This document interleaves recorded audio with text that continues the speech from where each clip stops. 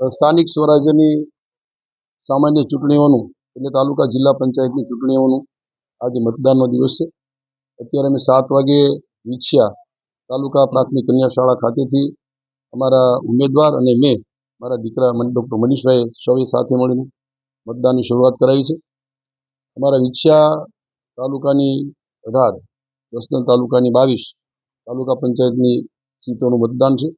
એ પ્રમાણે વિછિયા જિલ્લા પંચાયતની 3 અને જસદણ જિલ્લા પંચાયતની 5, આમ કુલ 8 એટલે અમારી કુલ તાલુકા પંચાયતની 40 અને જિલ્લા પંચાયતની 8 ચૂંટણીઓનું આજે મતદાન છે.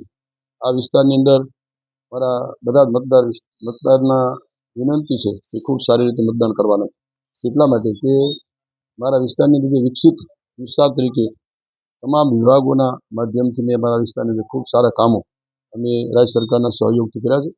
રાજ્યના માનનીય મુખ્યમંત્રી અને અમારી સરકારે સારામાં સારા જે ખાસ કરીને તમામ વિભાગોના ખૂબ સારી ગુણવત્તા સાથેના ખૂબ સારા કામો વિસ્તારમાં કર્યા છે. વિકસિત વિસ્તાર બનાવવા માટેનું જે સ્વપ્ન છે, જે રીતે દેશના પ્રધાનમંત્રી આદરણીય નરેન્દ્રભાઈ એક વિકસિત રાષ્ટ્રના સ્વપ્નથી આગળ વધી રહ્યા છે. રાજ્યના માન્ય મુખ્ય આદરણીય ભૂપેન્દ્રભાઈ જે રીતે વિકસિત ગુજરાતના સ્વપ્ન સાથે આગળ વધી રહ્યા છે, એ જ રીતે અમારા વિસ્તારની અંદર વિકસિત જસદણ વિધાનસભા મત વિસ્તાર બને તે રીતે વિકાસના કામો કર્યા છે. અને એટલા માટે મને ભરોસો વિશ્વાસ છે કે આ વખતે અમે તાલુકાની જિલ્લા પંચાયતની તમામ સીટો ખૂબ સારી બહુમતી જીતશે.